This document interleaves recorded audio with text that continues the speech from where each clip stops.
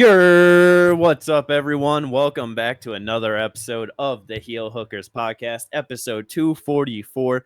We are back reviewing a pretty damn incredible UFC pay-per-view, UFC 327. It had a whole lot of fun, a little bit of sadness throughout the card, there had some moments, but we will get into all that. Before we do, don't forget to like and subscribe. We appreciate everyone that does. Let's go. Let's get into it. All the fun and glory from 327 and the main event, the reason why we all sat down and enjoyed all them fights last night, to hopefully watch Yuri Prohaska go out there, do his thing, reclaim the title like he has once before the injuries and Poatan came to the division to ruin everything for him. We all thought that he could go out there and get it done against a rising streak in Carlos Ulberg. 9 wins in a row in the division. Has been doing good, but looking overall unimpressive to most people. Yeah. This one hurts. Fight's going. He's doing his thing. He's getting kicked with some leg kicks. He starts cooking Ulberg back with some leg kicks. Nothing, too big or whatever. And Ulberg just blows his knee apart, I would assume. Assume it was the ACL tear. That replay of like that fucking bad step back where it was just so sideways on his foot and the way he just fell, because in the moment it was just like as he fell, it was like, what the fuck was that? You know what I mean? Yeah. It just felt so strange. Obviously hurt. He's fucking struggling to throw like kicks off of it. He's struggling to move around, constantly falling all over the place. Kept backing himself up to the cage and using the cage to support himself, foot right up against it, like. Yeah. And with 1:15 left in the round, or a little bit before that, Yuri is just standing right in front of him. He throws a jab out, and Ulberg just lands the perfect left hook to the chin of Yuri. Hook, yeah. And it's his best weapon, I'll be honest. His check left hook is like his best weapon. 100%. And it sucked of like the way that Yuri went down with it, man. Like it really was just reminiscent of like him getting knocked out by Poatan. You know what I mean? Just in like the same fashion, the same devastating manner. And a one-legged Carlos Ulberg hops on him with absolutely no mercy to just go out there and finish him like he was supposed to. And it sucks, man. Yeah. It absolutely sucked to see that happen. Yeah, it did. Real bad. Especially with just post-fight speech, Joe Rogan goes interviews Yuri, and he just says that like he saw that he was injured and basically just felt mercy for him, and he hesitated, and then he just like started to just kind of go quiet, and he was like, "This is one of the biggest lessons of my life," and it's one of those things where everyone interacts with people differently, does things differently, whatever, but like at the end of the day, you're in there in a fight for the championship. You got to keep on going until the ref tells you to stop, or until the fighter in front of you gives up and can no longer continue, because you put your guard down, you just have any doubts or any hesitancy, and this is exactly what will happen. First round knockout for Carlos Ulberg. 10 wins in a row in the division. I know going into it, he was tied second in the division's history for the longest win streak. I would assume that has to be Daniel Cormier and not 100%. But either way, he would take the number 2 spot there, being behind only John Jones, which is just an incredible feat. Thoughts on Ulberg's ability to get it done? Performance, Yuri, everything in this main event. Like, that shit was sad, and I feel really bad for Yuri, but it was undeniably impressive to clearly be that hurt in there and still be composed enough to find the perfect strike that just dead Yuri on the ground, Yeah. It's like, I mean, granted, Yuri is not the hardest target to find sometimes. He's been doing better with, like, some head movement, keeping his hands up, and, like, he moves around a lot. But, like, when it comes to those moments where he himself is trying to find the punch, he's open to be hit, like, real open. You know what I mean? But either way, like I said, probably a blown out knee, nothing confirmed.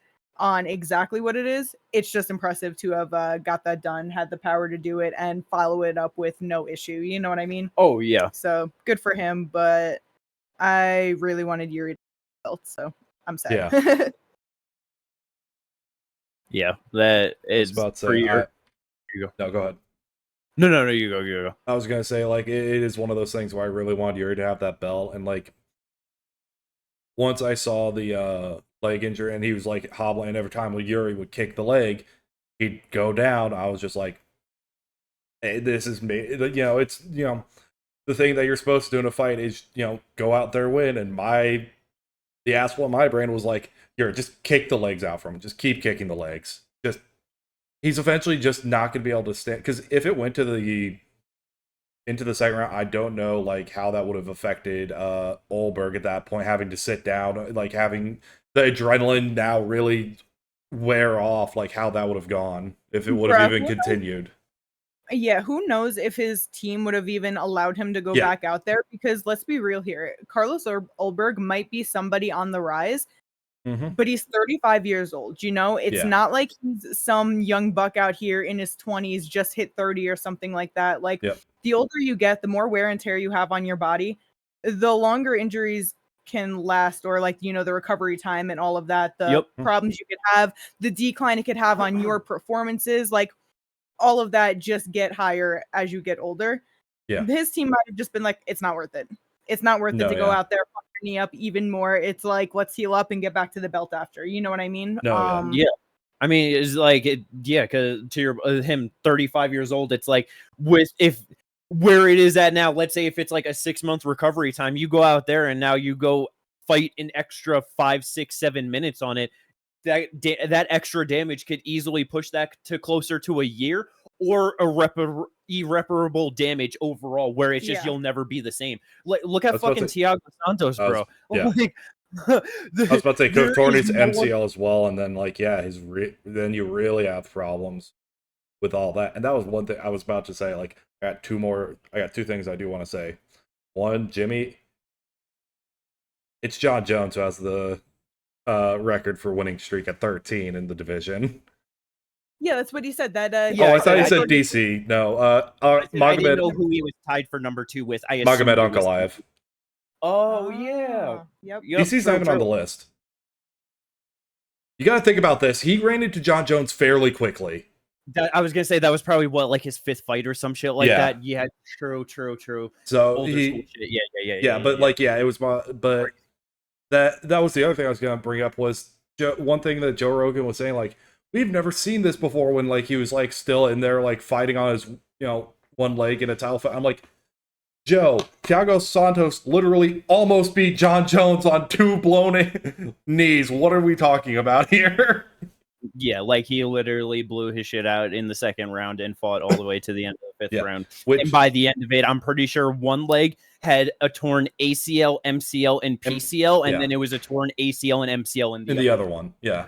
That's literally what he ended up doing because he fought 5 rounds. Like, brother, he has not, like, his career has been cooked after that. He has, like, not done anything at that same level since then, and that was 2019. Obviously, age and everything, but, like, that, again, 35 years old. Like, you don't want to add that for no reason. No, yeah. It is just one of those things that is wild. It is like, like, he obviously, like, it's surprising that he was able to, you know, have the composure to be able to stay in there on such an injury.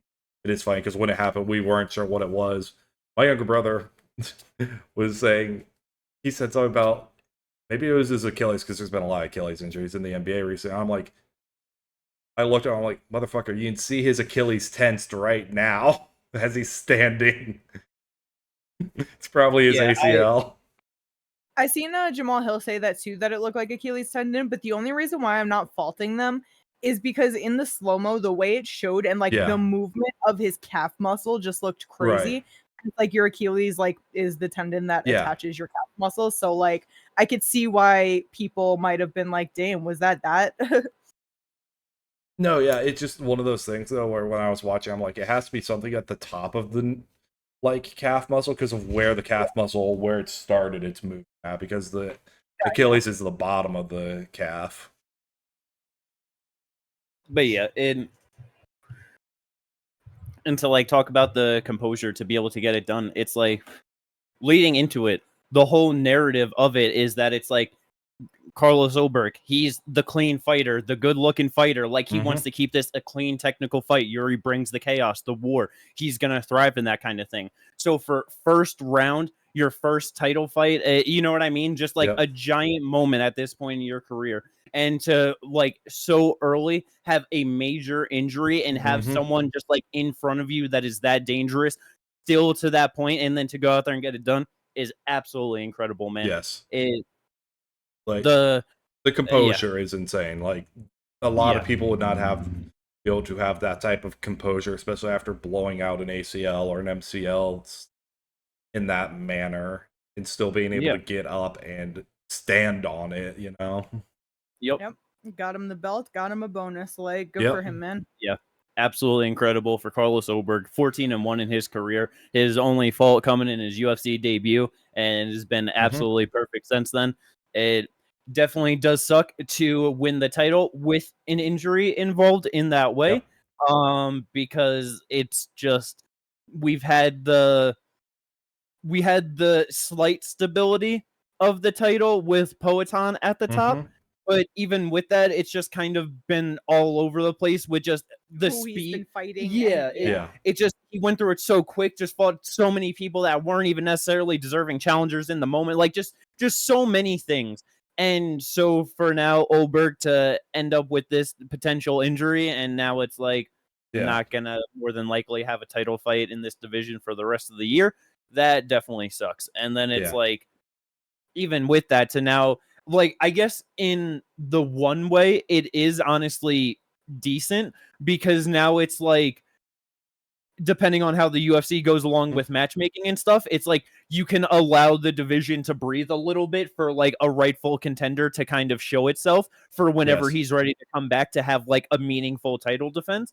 But in my head, it's just like, to end up there, like, even if we end up with one meaningful contender, it's like, what's the division going to look like afterwards? You know what I mean? Well, I mean, like, right now, we were just talking about it. The only, like, right before the podcast, it's like, really, like, if he was uninjured, like, the people that we would be talking about, like, because everyone is coming off of a loss except for what right now, Paulo.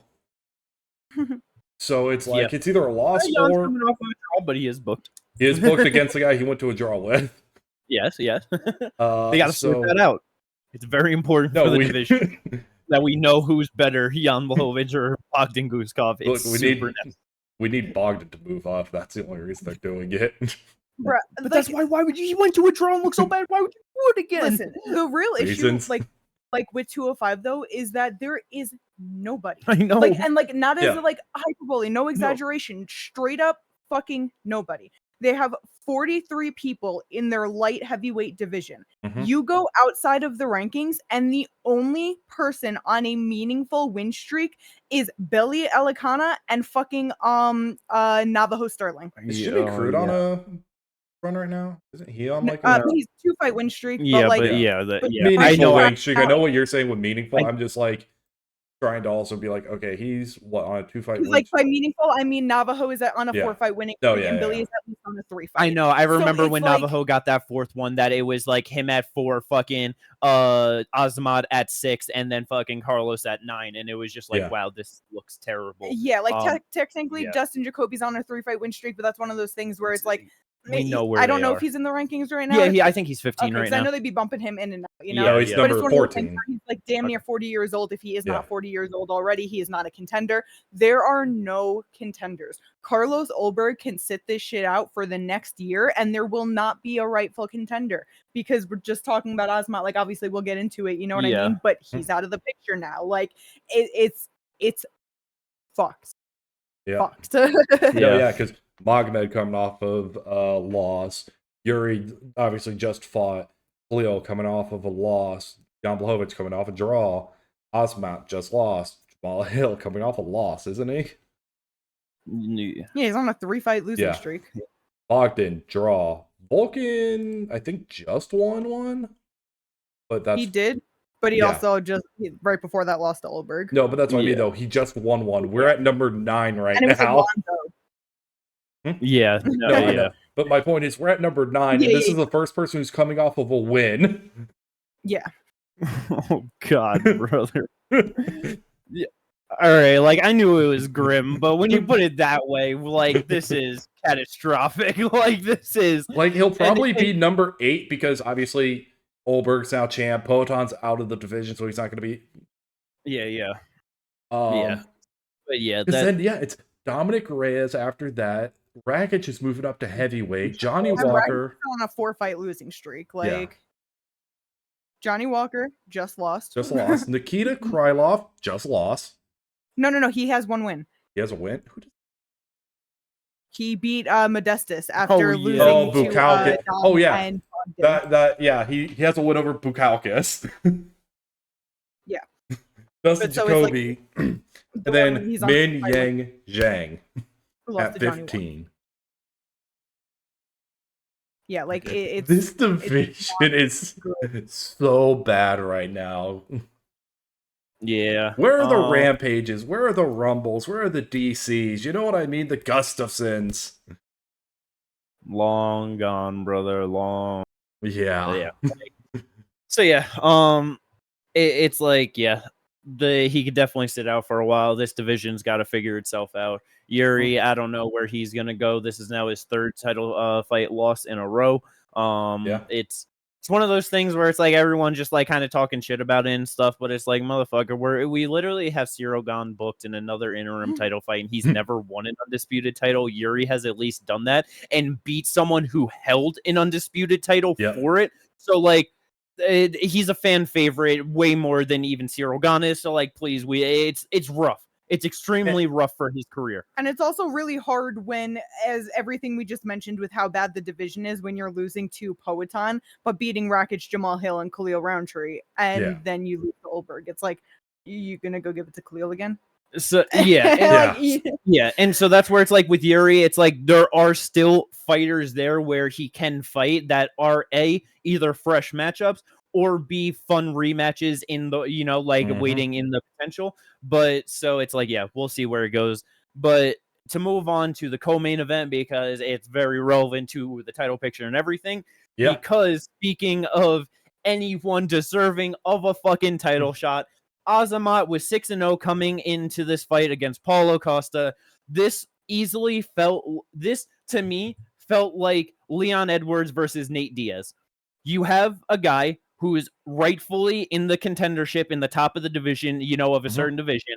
And then you have a well-known fan favorite, just big name guy who isn't like, obviously Nate was more a 170er at that point, but he's never really been, you know what I mean? Yeah. It's like, doesn't really belong in that division, just a big name, and you get a good win over them to look good, and you can get into a title fight. That is exactly what this felt like. And going into it, for the I picked Paulo on Tapology by decision. I didn't even have a real logical thing in my head. I just sneaky suspicion. I was just like, I feel like Paulo is gonna get it done. I'm upset that I didn't go it because I laid out all the reasons why I thought he would win and still went Azamat because I was just like, I get it, and like even as the fight was playing out, it just Paulo's looking good. He's doing great. And I just still had that feeling of like, bro, Azamat's just gonna fucking catch him. And then he had one moment of like landing a good shot where it was like, oh shit, maybe. But Paulo, this fucking dude just went out there and put it on him in the 3rd round and just started landing giant shots. I know the commentary started talking about it where like I don't know if Azamat's left arm was injured at all. But then it was a fucking head kick that went through onto that same side, right through the guard, and just caught Azamat clean, rocked him, hurt him bad, and you just saw it in him. Like, he was hurt, started moving, and then he just went down. He, like, one of those things of, like, still probably could have stayed in there, but he was absolutely done. No shame in that. Absolutely was getting cooked, was tired, beaten up to the body, to the head at that point. And fucking Paulo gets the 3rd round head kick finish over Azamat, the first man to defeat him, gets like a giant win. This is easily the biggest thing Paulo has done in his career since A, losing to Robert Whittaker, or B, beating Yoel Romero, which honestly, even at that time, I thought he lost that fight. It's like this was huge to resurrect Paulo's career as a legitimate fighter, a legitimate contender inside of the UFC. He's flirting of like he wants to be able to bounce between 185 and 205. Brother, fuck that. We have known for 4.5 years now. 4.5 years ago, he fought Marvin Vettori at 205 pounds. He lost that fight. He looked amazing in the 5th round. How the fuck did he have cardio in the 5th round? It's Paulo Costa. He's never done that before, ever. 205 is the division for him. We've known this. Please, for the love of God, we are just saying how fucked this division is. We need you, Paulo. He is some sort of saving grace. Oh my God. Even if they don't give him a title fight, there are so many fun fights that Paulo could have in this division. Paulo versus Khalil, Paulo versus Yuri, Paulo versus fucking, like those are honestly the two top of mind. But like, it's like this was a very solid fight. Like we need him to stay in this division and to be a legitimate contender because there is nobody else. There's nothing. No, seriously. And it's like you go out there and get a win like that over, he was number 6 at the time, but it's like we said, above him is Jan coming off of a draw and rebooked in that fight. Khalil, Ulberg is about to, they need to fucking fix this. Oh my goodness. I know it's like early, but I mean, even with Poetan still being there and everything.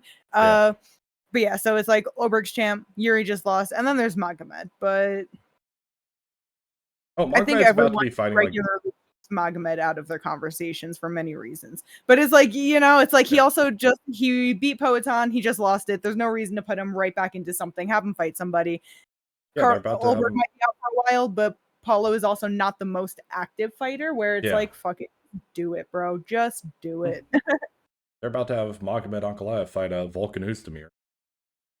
Bro, that's very possible, honestly. Like, but because honestly, even in like just talking about for the division, like to give it time and stuff, shit. Let Ulberg sit out for almost a year, then have him fight Paulo, and then however that plays out, then they sit out. Like you book whatever for another like 6 to 8 months or whatever after that. You know what I mean? It's like we're literally having almost 2 years of activity between all the contenders and whoever's in the division, whoever they end up signing, you know what I mean? To like let something happen or to work towards that. So it's obviously it's like that doesn't sound great to think about, you know what I mean? But it's like it's one of those things. You got to have rebuilding phases in fucking division sometimes, man. Like it is what it is. I'll say this division right now is tanking. We need something, literally anything. Yep. And talking about a tanking division, needing something and anything. Anyways, everyone knows I hate heavyweights. I'm not the person. But it's like, when was the last time a heavyweight fight deserved fight of the night and a performance bonus? You can get a performance bonus all day because obviously, if it's a good heavyweight fight, it's really just a one-sided, generally somebody's getting knocked the fuck out, or maybe it's a little boring and somebody got knocked the fuck out. One strike, all it takes, like they're done in one type thing, you know? You can get that any day.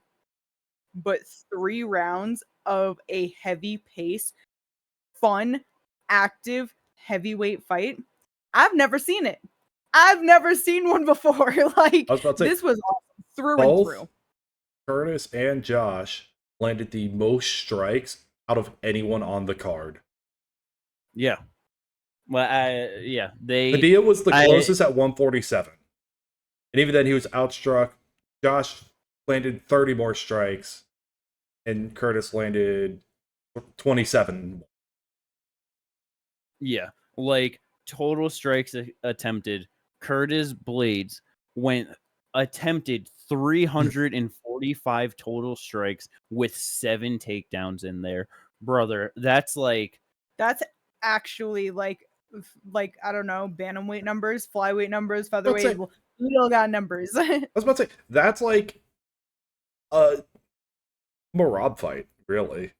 I was gonna say, because like even like that in reality, it's not even bantamweight, it's Marab specifically. And because in my head of like trying to keep it like divisional related, like that is prime Cain Velasquez over 25 minutes. Yes, you know what I mean. Like Kane was the first person in the UFC to land 100 significant strikes and over 10 takedowns in a single fight as a heavyweight. Crazy fucking thing. Colby was number 2. I remember when we did that against Robbie Lawler, and I remember them talking about that stat, and that's the real reason of why I remember that. But like for Kane to do that as a heavyweight, like we are talking the prime days of heavyweights when we had actual legit good heavyweights. To your point, never seen a 3-round heavyweight war like that. Even off the top of my head, of like the best I could think of is like, I mean, I guess fucking like Steven Aspel and Vitor, you know what I mean? Like that was a really good like 3-round like heavyweight war. But like it's just like we do not really get that anymore at all. It is so few and far between, if anything at all, that it's like it really is just like you had Steven Aspelin's fucking 2 UFC fights and Sean Saraf and Vitor Petrino that were crazy fights. You know what I mean? Right. Like, but because in my head, the last time I could think of a great heavyweight fight that like went the distance and all like and just like a back and forth like war too, Stipe DC. Like that, I don't know if there's been another back and forth war in a fight since that one. You know what I mean? Like, yeah. Heavyweight is pretty garbage, like overall, like unfortunately, but fuck heavyweight as a whole. This fight was awesome, and I'd like to appreciate that for now until I get back to hating heavyweight, you know, because like everything was just good, and it was also hilarious. The first round especially, because Curtis Blades obviously like 29-28 across the board for Josh Hokett. Yep. Curtis Blades obviously won the first round, you know? Yeah. Every time, like there was a little break. Every time, like it didn't matter if Josh just got hurt, rock, stunned, just the laughing, like in his face. I don't know how many times he did that, but I'm not gonna lie, I laughed every time. It was ridiculous. Or my father was laughing the whole time.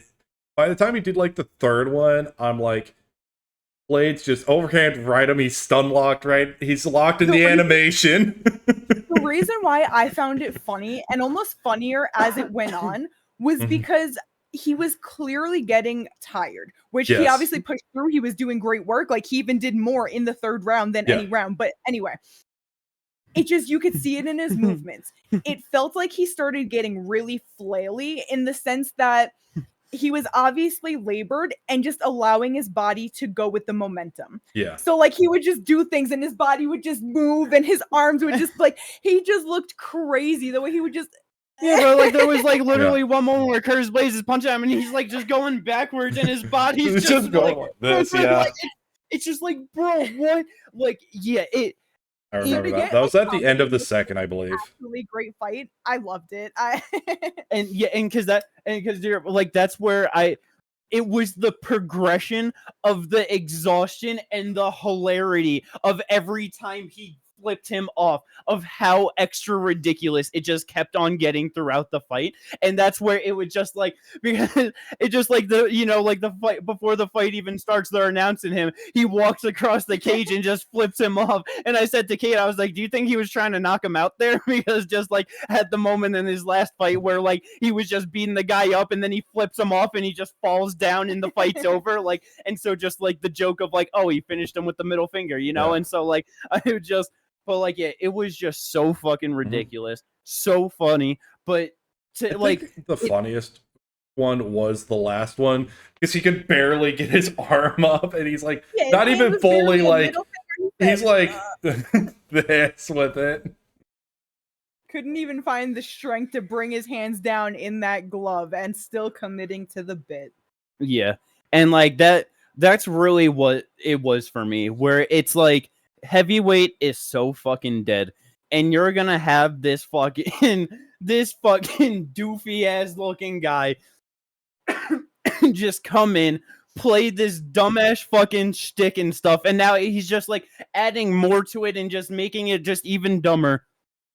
And he goes in there and in the biggest fight of his career, in the biggest jump up, and like shouldn't be in this fight, shouldn't have gotten this opportunity, not even 10 pro fights, and you're fighting a guy like Curtis Blades. Number 5. Yeah, and you go out there, put on that kind of a great fight at that kind of a pace, and you still have the wherewithal throughout the entire fight to make the performance and to keep the performance and the show going throughout all of it, and then to still fucking be able to do his whatever. I don't even remember what he was so fucking just rambly and tired. When he was on the mic with Joe, I could barely even understand him, honestly, of what he was saying. But he just fucking did his thing and then just walked off. And it's brother, good on you.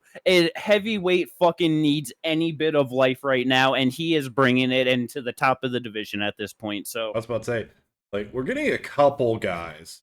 Obviously, we just had Riz Vaughn, who just jumped up into the division after having a very solid, good performance against Curtis Blades as well. We got, like you guys said, Steve Asplund. He's a fun fighter, and he's got a bit of personality to him as well. And then, you got the other guys at the bottom where it's could be. Walter is kind of entertaining. I can't lie. I do like Walter a lot. So we're at least getting something in terms of at least we have some guys where I can be okay, this could make things interesting. It is just we still have if you're outside that top 15, it's oh, that's still in terms of the skill level. Yeah.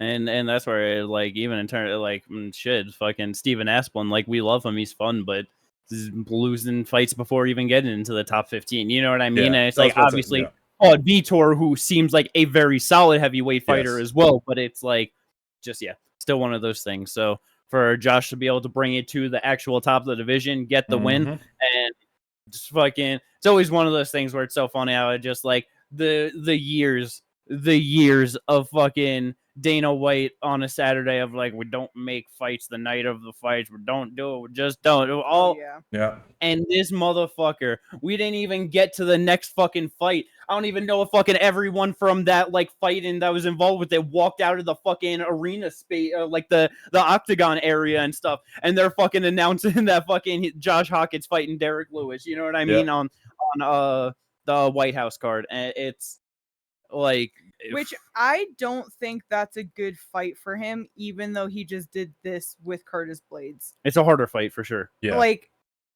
It's in the striking, it's a harder fight. Because that's the thing, is that it's obviously he has wrestling, but he is a smaller heavyweight. He weighs in the low 230s. Yeah. He is 6'1" with a 73.5-inch reach. He does not have the ability to hold these people down. We kind of saw it, unless they're bottom of the barrel shit fuck ass fighters. It's Derek Lewis, everyone makes the joke of just stand up, but he will genuinely do that. And we've seen him do it to many people, especially when they're much smaller than him. So it's when you're not even really a jujitsu guy who's gonna roll crazy and do this, and you're just he's just gonna fucking stand up. Now you're gonna stand there and swing with him. Josh Oakett's tough as shit. He didn't get a cut. He didn't get a bruise. He didn't get a bump. He didn't, you know what I mean? He got stunned here and there. Didn't get dropped. But Derek Lewis has the most knockouts and is the hardest hitter in the in the heavyweight right now for a fucking reason. Yeah. Are you gonna be the same, or are you just gonna get clipped and get knocked the fuck out? Yeah. Yeah. Could you imagine if it goes, because Derek Lewis has done it before. But could you imagine if this goes the way of Masvidal Askren, where he decides to run out, a flying knee, and then just goes that way? He did it against Hoshiri de Lima. It's possible. I'm just saying. It'd be hilarious. It'd be hilarious, and imagine doing that on the biggest card of the fucking year, potentially and again, a historic card because it's on the lawn of the White House. That'd be crazy. That would be. But yeah, that instant classic right there.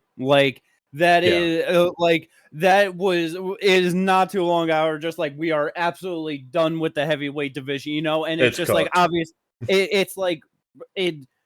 That was such a fucking shot of life like into just hope and fucking just because that's where it's like there are just so many fights now for Josh Hawkins in the top of this division that it's like I would very much be interested to see him. And it's like, yeah, he's fighting Derek Lewis, but like let's fucking see him against Volkov. Let's see him against Pavlovich. Let's see him against fucking Waldo. Let's see him against Cyril. Fucking just talking shit to Poatan. You know what I mean? It's like, bro, he goes out there, beats Derek Lewis on the White House card, and fucking Poatan ends up beating Cyril Gahn. If they cannot get like Poatan versus Tom Aspinall done or something like that, we're probably getting Poatan Josh Hawkins. I really would not be surprised about that at fucking all. That would easily be such a bigger fight than anything else in that division. Like, it probably would be.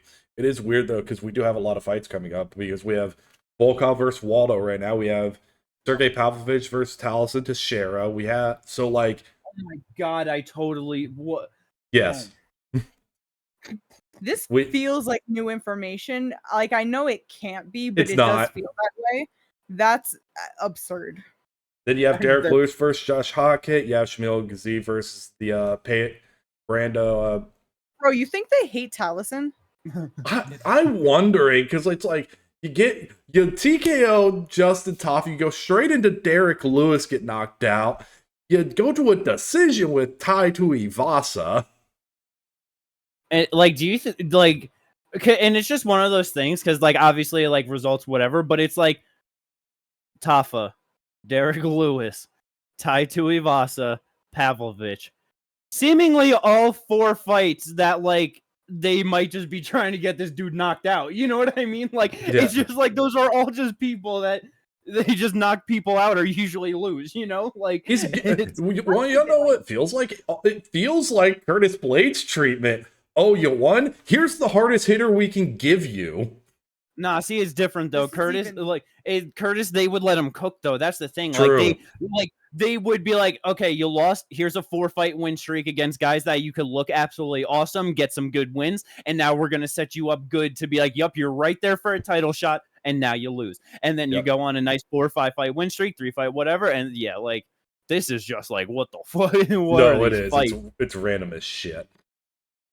But yeah, let's go. Hopefully, just keep on getting some fun at heavyweight. We absolutely need it. And like you mentioned, fucking Josh Hawkins doubling up on the bonuses. So again, $200K. I would assume he's probably on a pretty solid contract overall because he's fun and he's a heavyweight. So he probably made himself some real good money. That's also somewhere I told Caleb, like, surprise, huh?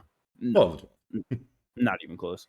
But like that's where it like I was saying to Kate of like.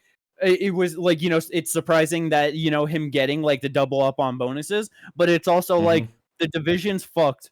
There hasn't been any real fun fights. He just brought a fight like that. I wouldn't be surprised if the UFC is kind of just incentivizing him of like, hey, keep this going. You know what I mean? I think it also 100% helps that they came on after Dominic Reyes and Johnny Walker. Yeah, because bro, it's one of the. I don't even want to talk about it. We don't have to do it for long. Honestly, Francis Ngannou, Derek Lewis. Never thought in a million years it could be a bad fight, and it was dog shit for 15 minutes. What the fuck was this? No, for real. Like, I was like, literally. Get the win. I honestly did not expect him to get the win. Again, not gonna lie. The reason why it probably is because Johnny Walker was spamming the shit out of leg kicks. True, honestly, like we'll talk about that fucking into a later fight. Honestly, big break. Yeah, but yeah, like out of the 42 strikes landed, 29 were to the leg. Yeah. So it's like even though Dom was also doing big stuff with leg kicks, he was just mixing it up a bit more. Landed to the head a bit more. That. You know, the way Johnny Walker be moving, that it's just like, it always looks crazy that they're probably like, I don't know who won this. This fight sucks. Let's give it to fucking Dom. Well, my biggest thing is like, Dominic Reyes, like, such a fall, man. Like, it's like, from almost beating Jones to like, you mean to tell me you don't know how to cut off a fighter who's just going to one side and you're losing the foot battle? As the southpaw? I get, but I did have this thought last night after the fight, and I didn't say anything about it. And I just rethought about it now, and I'm bringing it up. There seems to be a little bit of a connection between fighters that should have beat John Jones and they all go to a decision with Johnny Walker.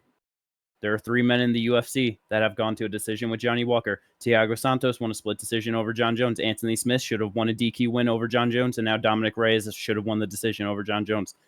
There's something going on here. That's so weird. There's something going on here. That is such a weird coincidence. What the fuck? And I know, like with Jones, all 3 of those, he fought all 3 of them like after each other. I know it's not the same for Johnny, but like there's something going on here. 3 fighters that have proper claim to beating John Jones. How come they go to a decision with Johnny Walker in the UFC? Whether it's 3 rounds or 5, it doesn't fucking matter. What the fuck? There's something going on here.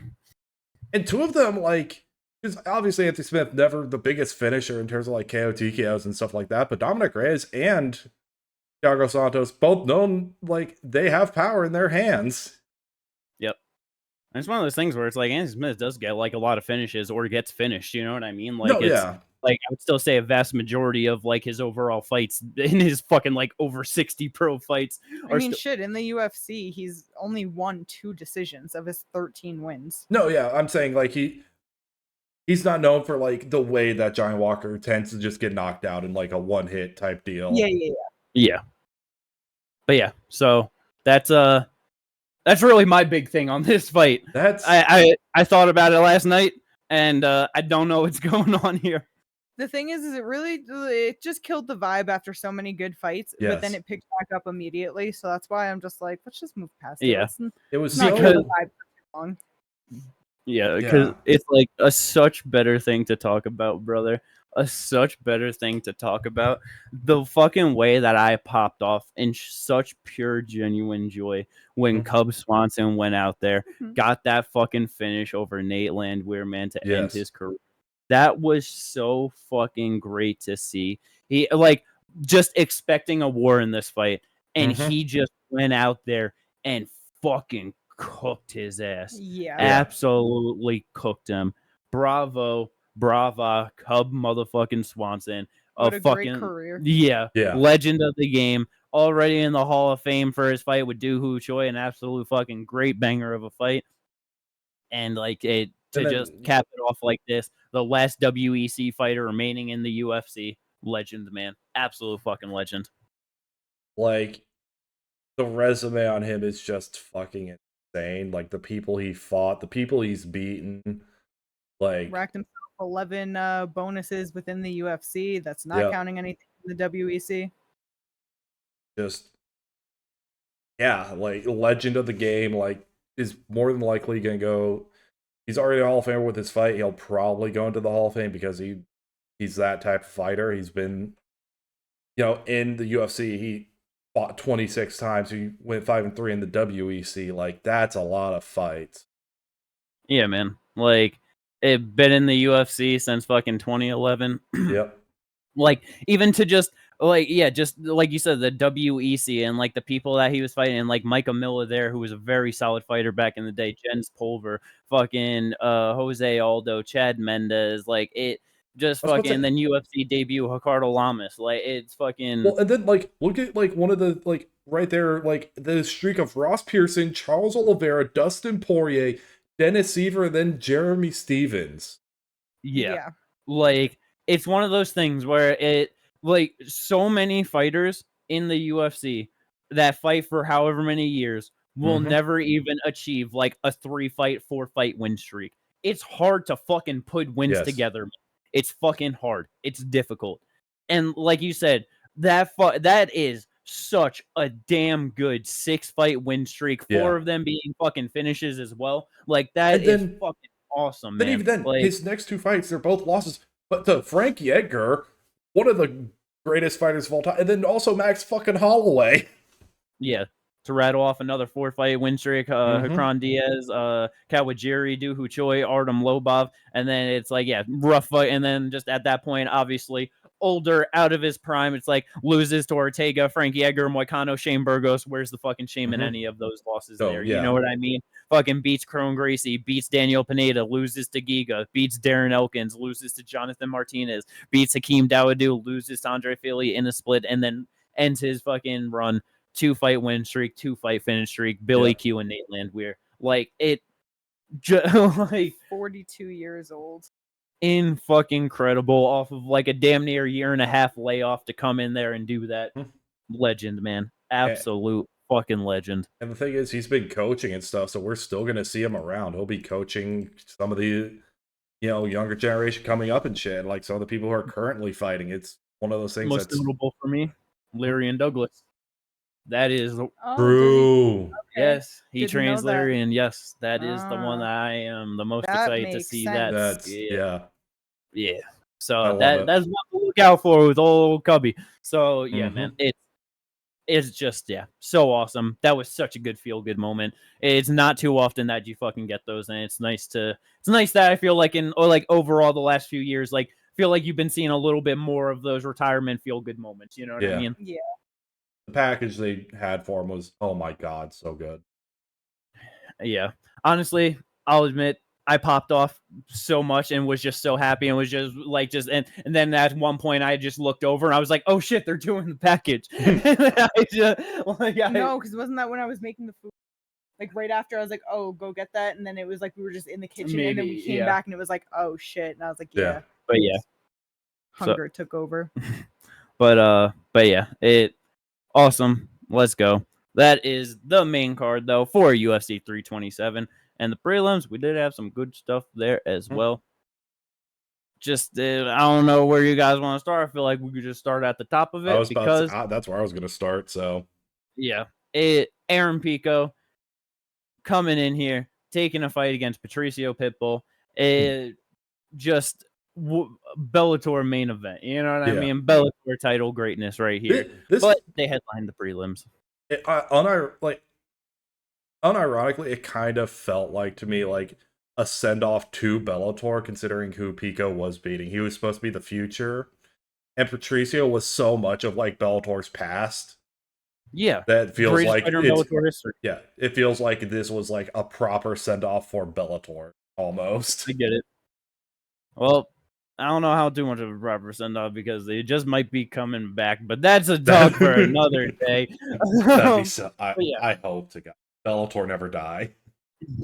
But Aaron Pico gets a unanimous decision win over Patricio Pitbull. He looked pretty damn fucking good in there. The start of the first round, I feel like he definitely did not look confident. He wasn't very comfortable in there. Felt like just probably the loss to fucking Laurel Murphy in his UFC debut, just trying to get that UFC, like a UFC win. He's fighting Patricio Pitbull, someone that, just to your point of like, Aaron Pico was the future of Bellator. Like, he came into Bellator pro debut. Like, this was the guy that he knew that he would fight at the end of the day. And all these years later, a whole different promotion to finally get this fight. It definitely felt like there were some nerves in there. But as the first round started to go, and it was probably like 3 minutes into it, like it was like he's starting to feel comfortable here. Yep. Oh, yeah. And from then on, never looked back. The fucking combination work in the boxing, man, was absolutely ripping Pitbull apart. He was so much slower. He just could not hang with the fucking size of Pico, the combos that he was hitting him with. Like, it was just all too much for him. Doing very well to defend all of the grappling that Pico tried to attempt at him, which is no real surprise there, honestly. But Pico was just cooking him on the feet, man. Yeah. Definitely a great fight for him. Great for him to get a win. And Pitbull was ranked getting a win over Dan Ige, so does get himself into the top 15 with that. Yeah. Yeah. It's one of those things where it's like I feel like it would just still be better for him if he probably fought unranked people for like a few more fights, you know? Yeah. Because like the way that he can easily get thrown into such a dangerous mix too quick. Too easy. It's like, because even if like it's one of those things where on paper he could easily beat a lot of these guys in the back end of the top 15, you know what I mean? Yeah. But it's like Josh Emmett, David Onama, Melky, like they could all easily have that one shot to land on him that just kills him to the floor, you know what I mean? Like, and now at that point, it could obviously Ortega's bouncing out, but it's like at that point we're talking towards the top of the division now. It's like Kevin Vallejo's, man, like you are so fucked in that one. Steve Garcia, like it. Yeah. Arnie, like it's just there's a lot of monsters starting to get towards the top of that division. You know what I mean? I just do not know how that's gonna go. Just getting into there too quickly. Yeah. For sure. Because it's like I feel like they're probably gonna put him in top 15 fight next, and it's like if they do, I feel like best case scenario he fights like Josh Emmett or David Onama. Yeah. Yeah. Because That's it's like best while case, they yeah. might be able to find the shot, I still favor Pico to win for sure. Yeah. Yeah. Josh Sure. is old and same shit, like how just kind of how Steve Garcia beat David Onama. He just could not hang with that pressure. Like Yeah. Pico Yeah. gonna do the same stuff. No, yeah, for sure. But we'll see how they do him. Yep. Yeah. Good win for him. Yeah. But let's go. Pitbull, it's just just the thing we as soon as he got here, we knew it was too late. You know what I mean? Yeah. It's one of those things. Me and you were literally talking, we were like, if he beats Jair, just immediately title shot, put him in there with Volk, greatest Bellator champion of all time, greatest, potentially like what a lot of people see as the greatest featherweight champion of all time in Volk. Just do it. Yep. But yeah, so good for Aaron. Let's go. Yep. Kevin Holland got UD over Randy Brown. That was a solid scrap. Yeah. I don't really got too much to say on that. I don't know if you guys got anything you want to bring up about that.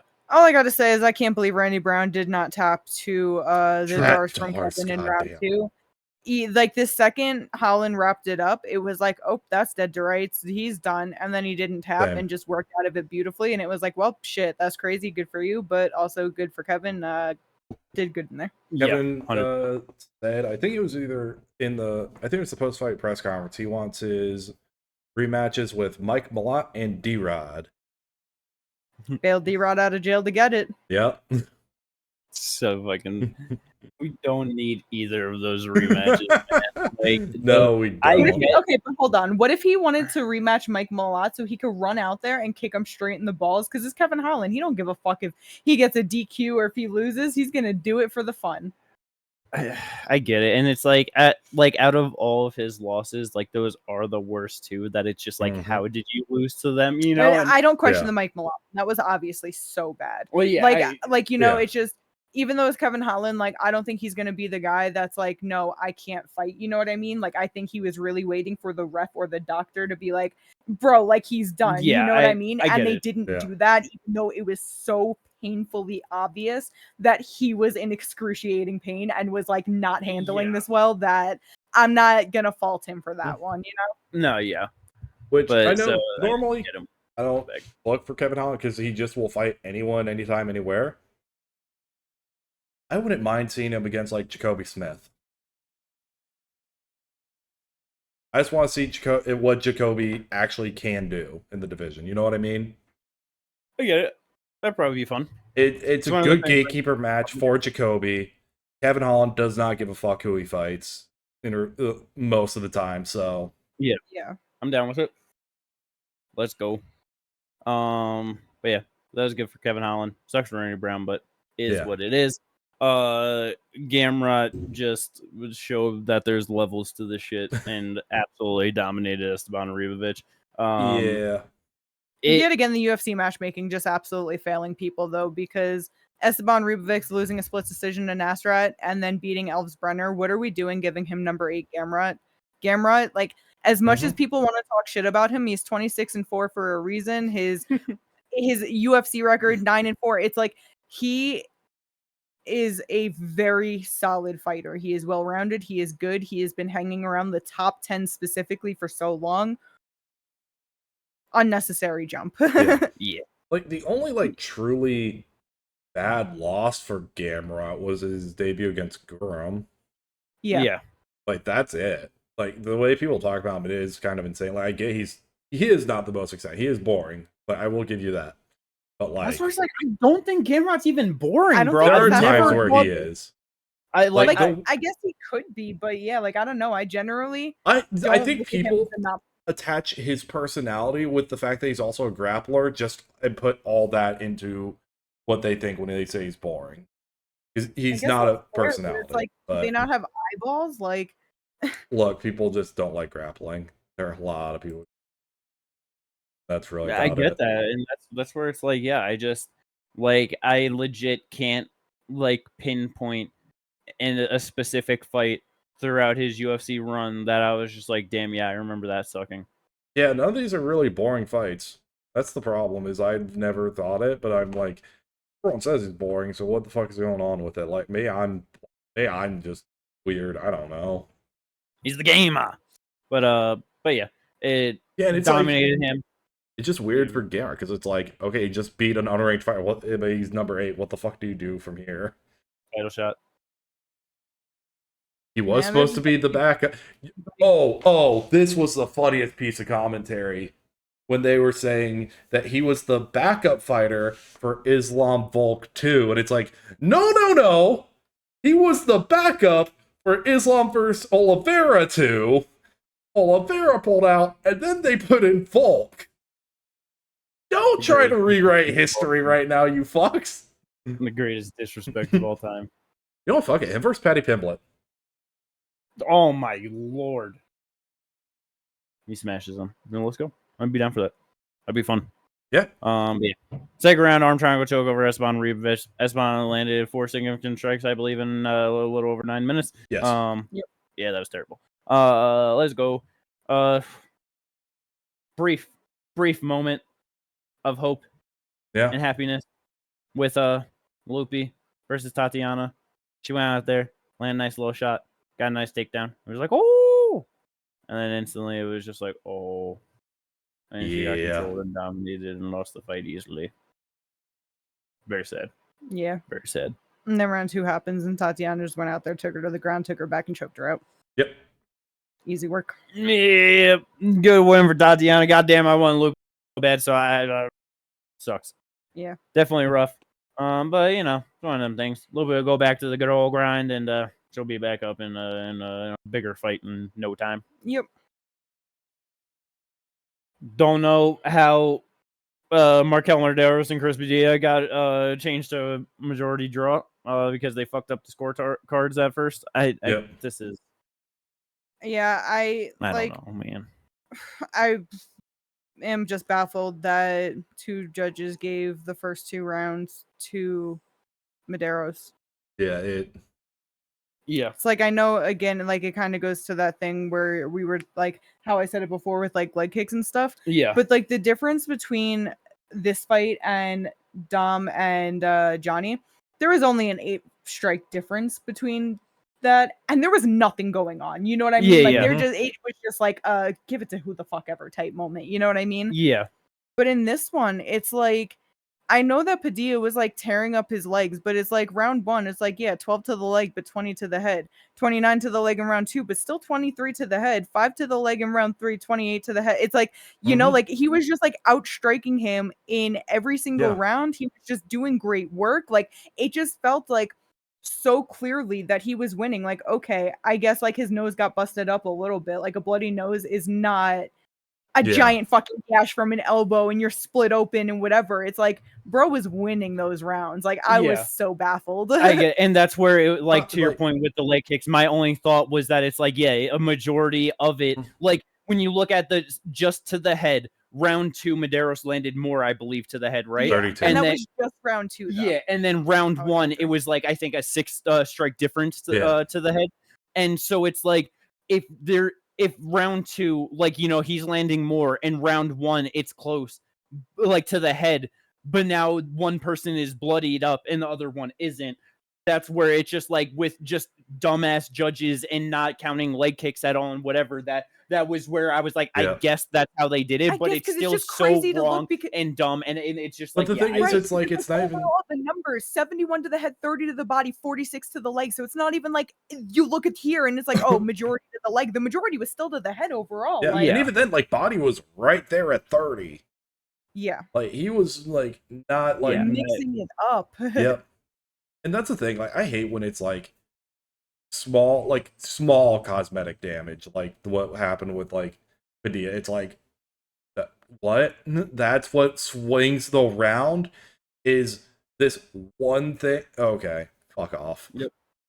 Yeah. It, like I said, one of those things of just trying to figure out the thought process and how you get there. 0% defended or but We're the judges. but he is attempting to get that overturned, which I That's not definitely gonna understand. So unfortunately. yeah, not at all. Not at all. egregious enough. Nope. No. Derek clearly was one of the judges. Who would have Sounds about right. guessed? Yep. But yeah, some just dumb prelim shit there. Vicente Luque surprising everybody, getting a first round Darce choke over Killing Gaslam after dropping him. That was absolutely glorious to see. I did not expect him to be able to get it done. I was very worried for him in this fight, but I will be worried for him in every fight, so it doesn't really matter. Please don't fight at 185 pounds or ever again. That's what I would prefer. Yeah. UFC BJJ or something. Yeah, that'd be fun. Yeah. Go grapple in RAF, you know? Go grapple Armin in RAF. And go grapple Colby and then Muhammad Makayev and, just all the things, you know? Him versus, Gilbert would be fun in RAF, too. Yeah. They're teammates, but, it's grappling. Yeah. Yep. And Racky gets the UD over Francisco Prado. Please cut this man and let him fucking have a real MMA career. Why the fuck is he 1-4 in the UFC heading into this, and you're giving him another fight against Charles Racky? I just don't understand.